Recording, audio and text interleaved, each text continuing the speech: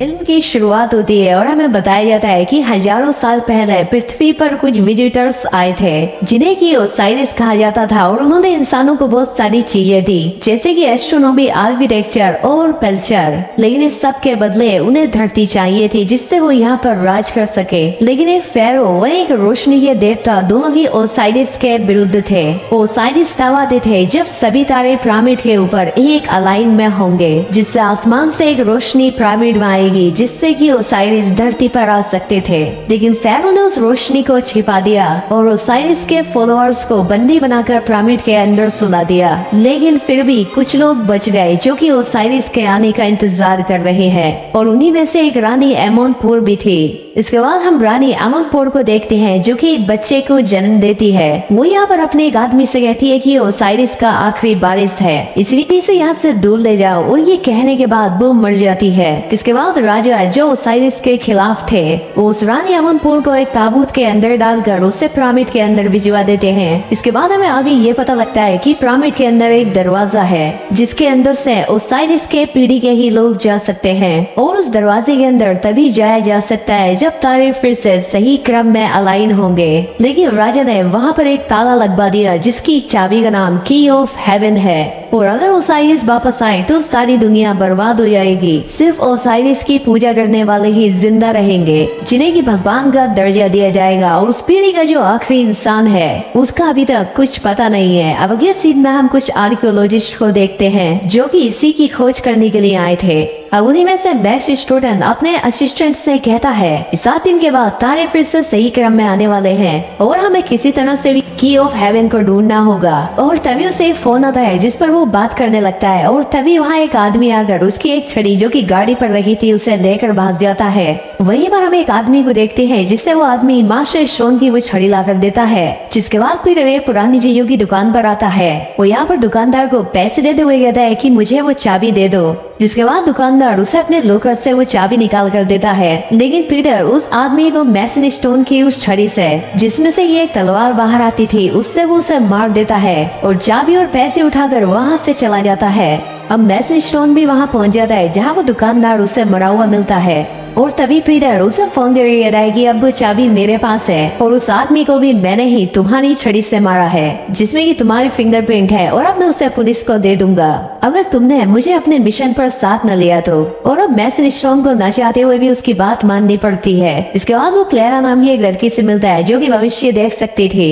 इसीलिए मैसन स्टोन उससे सवाल करता है कि क्या मैं इस मिशन को पूरा कर पाऊंगा और वो हाँ में जवाब देती है। लेकिन उसके बाद उसे काफी अजीब से विजन भी आते हैं जिसमें कि ओसाइरिस को मारने वाले फिर से जाग गए हैं और मैसन स्टोन भी काफी घायल है। अब इससे वो काफी घबरा जाती है लेकिन वो उसे इस बारे में बताती नहीं। अब अगले दिन मैसन स्टोन एक प्रोफेसर और उसके असिस्टेंट एडगर से मिलता है जो कि उसके दोस्त थे। प्रोफेसर मैसन स्टोन से कहते हैं कि कल रात आए तूफान की वजह से ये पिरामिड खुद से ही दिखने लगा है। जिस देखकर मैसन स्टोन काफी खुश हो जाता है और वो प्रोफेसर से कहता है कि तुम प्लीज मेरे लिए इसके अंदर जाने का रास्ता ढूंढो। जिससे वो कहता है कि मैंने काम शुरू कर दिया है। जिसके बाद मैसन स्टोन अपनी असिस्टेंट से कहता है कि मेरी बेटी सैरा को लंदन से यहाँ बुलाओ। जिसके बाद वो वहाँ से चला जाता है। खैर अब रात को जब प्रोफेसर पिरामिड के अंदर जाने का रास्ता ढूंढ रहे थे कि उनकी तबीयत खराब होने लगती है और तभी एडलर वहाँ आकर उनसे कहता है कि आपकी तबीयत खराब हो गई है इसीलिए आपको घर जाना चाहिए। जिसके बाद वो उन्हें उनके घर लेकर आता है जहाँ पर एडलर उनसे सवाल करता है कि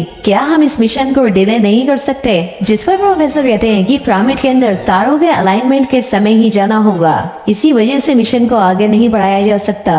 अब अगले दिन एडलर प्रोफेसर से मिलने के लिए उनके घर आता है और अब उनकी तबीयत और बिगड़ चुकी थी। अब वो एडलर से कहते हैं कि मैं इस मिशन में नहीं जा सकता और इसीलिए अब तुम्हें जाना हुआ क्योंकि मैंने पिछले 4 सालों में तुम्हें सब कुछ सिखा दिया है और मुझे तुमसे पूरी उम्मीद है। और अब एडलर भी उनकी बात मान जाता है। वही अगले सीन में सैरा लंदन से आकर अपने फादर मैसन स्टोन से मिलती है। दरअसल उसकी माँ की डेथ हो चुकी है और वो इस बात का पता लगाना चाहती थी कि उसकी माँ कैसे मरी। अब अगले दिन एडलर सैरा से मिलता है, जो कि उससे प्रोफेसर के बारे में पूछती है, जिस पर वो कहता है कि उनकी तबीयत खराब है और वो हॉस्पिटल में है, इसीलिए उन्होंने ये मिशन मुझे सौंपा है। जिस पर सैरा कहती है कि हमें इस मिशन पर एक्सपर्ट चाहिए जो कि प्रोफेसर ही है, और मुझे नहीं लगता कि शायद तुम्हें कुछ आता भी होगा। उसकी ये बात एडलर को अच्छी नहीं लगती। खैर अब सैरा मैसेज स्टोन से कहती है कि प्रोफेसर इस मिशन पर नहीं आ रहे हैं, इसीलिए उन्होंने अपने असिस्टेंट को भेजा है, जिसे मैंने बुरा भला कहकर भगा दिया।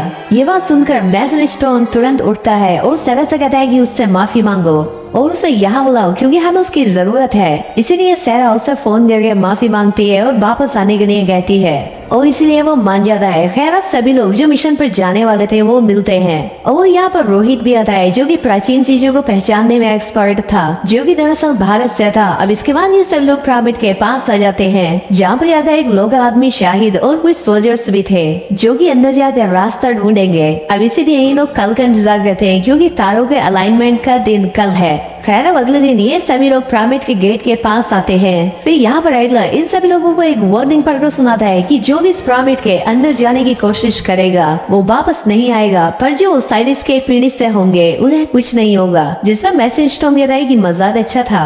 अब इसीलिए ये लोग बिना उस वार्निंग पर ध्यान दिए सोल्जर्स से पिरामिड की एक जगह को तोड़वा देते हैं, और इसके बाद ये लोग अंदर जाते हैं। लेकिन अंदर जाने पर इन्हें एक और एंट्रेंस दिखाई देता है, जो कि अंदर से बंद था, जिसे देखकर मैसेज स्टोन कहता है कि जिन लोगों ने इसे बनाया है उन लोगों ने इसे अंदर से बंद करके अंदर ही अपनी जान दे दी होगी। लेकिन ये उस सीन को भी तोड़कर अंदर चले जाते हैं। यहाँ पर उन्हें कई सारे हॉर्नेट के छत्ते दिखाई देते हैं। यहाँ पर मैसेज स्टोन सोल्जर्स से उन्हें तोड़कर रास्ता बनाने के लिए कहता है, और वो लोग ऐसा ही करते हैं। जिसके बाद कई सारे हॉर्नेट उन पर हमला करना शुरू कर देते हैं। इसीलिए ये सभी लोग वहाँ से दूर हट जाते हैं। लेकिन जो छत्तों को तोड़ रहा था उस पर ज्यादा हमला होने की वजह से उसकी डेथ हो जाती है, और इनकी टीम का एक मेंबर एडम फायर गन से उन सभी हॉर्नेट को चलाकर इनके लिए रास्ता बनाता है। जिसके बाद ये लोग आगे बढ़ पाते हैं।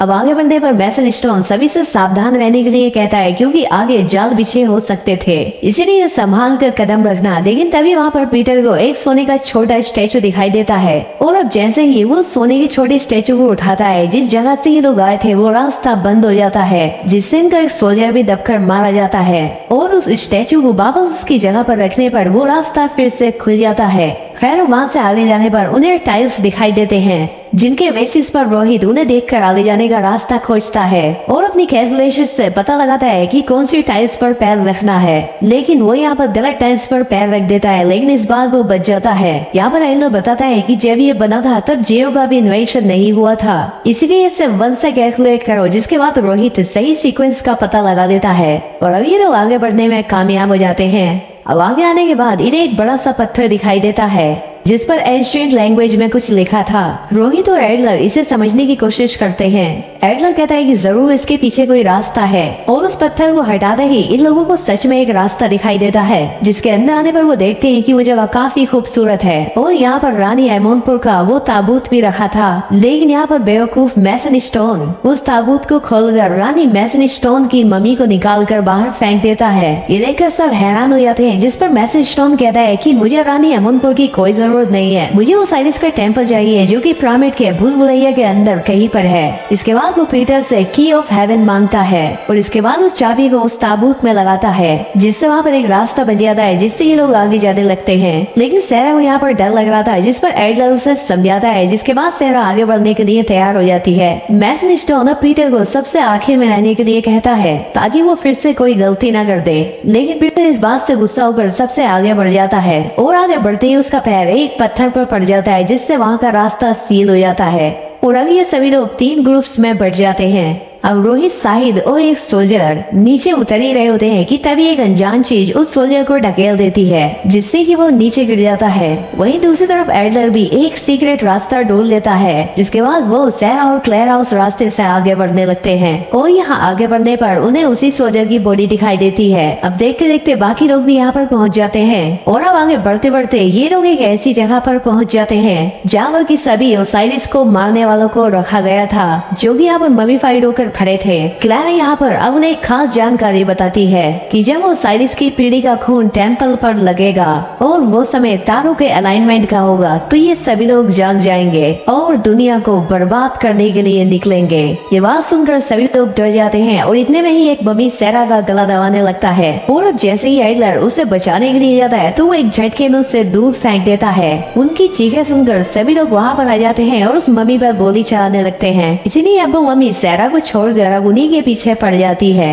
क्योंकि उस पर गोलियों का असर नहीं हो रहा था इसीलिए वो आखिर में शाहिद को उठाकर उसे सर के बल पटक देती है जिससे कि वो वहीं पर मारा जाता है। अब एडलर सेरा को बाहर का रास्ता ढूंढने के लिए कहता है और तब तक वो बाकियों को भी वहाँ पर लेकर आएगा। और किस्मत से सेरा यहाँ पर दरवाजा खोज भी देती है लेकिन वो सिर्फ एक ही बार खोल सकता था जिसके बाद वो अपने आप बंद होने लगता है। इसीलिए ये सभी लोग उस तरफ भागने लगते हैं लेकिन मम्मी रोहित और पीटर दोनों को पकड़ लेता है लेकिन वो रोहित को पकड़कर इस तरह से फेंकता है कि वो दरवाजे के पास ही आकर गिरता है जिसके बाद अब ये सभी लोग वहाँ से बाहर आने लगते हैं। इसके बाद वो मम्मी पीटर को भी छोड़कर दरवाजे की तरफ बढ़ने लगता है लेकिन पीटर उससे पहले ही दरवाजे के अंदर आ जाता है जिसके बाद वो दरवाजा बंद हो जाता है। खैर अब आगे बढ़ने के बाद इन लोगों को साइरस के टेम्पल का दरवाजा दिखाई देता है इसीलिए मैसेज स्टोन एडलर से दरवाजा खोलने को कहते हैं लेकिन यहाँ पर एडलर उस दरवाजे पर लिखी भाषा को पढ़ता है जिस पर लिखा होता है कि इस दरवाजे के अंदर सबसे पहला इंसान ओसाइरिस की पीढ़ी का ही जा सकता है वरना ये पूरी जगह डिस्ट्रॉय हो जाएगी। अब यहाँ पर एडलर एक बटन को दबाकर पीछे हट जाता है जिसके बाद मैसन स्टोन सेरा को एक खास जानकारी बताता है कि तुम्हारी माँ ओसाइरिस की पीढ़ी में से एक थी और तुम उसकी बेटी हो यानी कि तुम भी ओसाइरिस की पीढ़ी से हो और इसीलिए मैंने तुम्हें यहाँ बुलाया ताकि तुम पहले अंदर जा सको।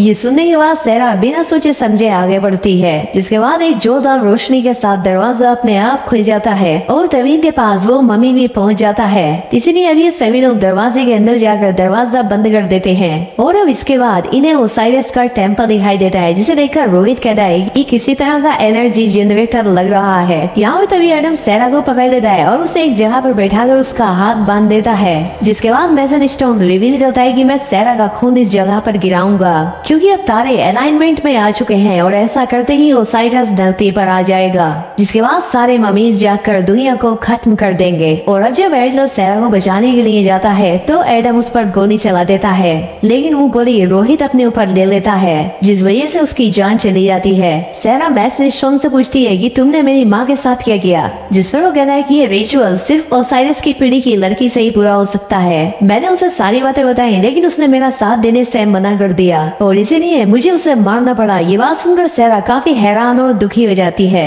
क्योंकि उसके फादर ने ही उसकी माँ को मार दिया था। मैसन स्टोन अब उसका जबरदस्ती खून गिराता है जिससे ये सारी मशीनें शुरू हो जाती हैं और अब उसमें से रोशनी निकलकर सारी मम्मी इस पर पड़ती है। अब यहाँ पर मैसन स्टोन ओसाइरस को लाने के लिए कुछ मंत्र पढ़ने लगता है यानी ये मैसन स्टोन चाहता है कि ओसाइरस धरती पर आ जाए और जो लोग उसकी पूजा नहीं करेंगे वो उन्हें मार दे और उसकी पूजा करने वालों को भगवान का दर्जा दे जो कि मैसन स्टोन का यही प्लान है। दूसरी तरफ एडलर एडम को गिराकर सेरा को बचा लेता है और सेरा एडलर से गन लेकर मैसन स्टोन को वहीं पर शूट कर देती है और वो यही सीन है जो कि क्लैरा ने अपने विजन में देखा था। मैसन स्टोन के मरते ही पूरा रिचुअल रुक जाता है और अब वो पूरा पिरामिड गिरने लगता है। इसीलिए सभी लोग वहाँ से बाहर आने की कोशिश करते हैं और काफी मुश्किलों का सामना करते हुए वो लोग बाहर निकल आते हैं। अब उनके बाहर निकलते ही प्रोफेसर भी यहाँ पर पहुँच जाते हैं जो कि क्लैरा से कहते हैं कि वो फिर से आएंगे और तभी वहाँ से एक हॉर्नेट भी बाहर निकल कर आता है जो कि एक हिंट देता है कि इस कहानी को आगे भी जारी किया जाएगा।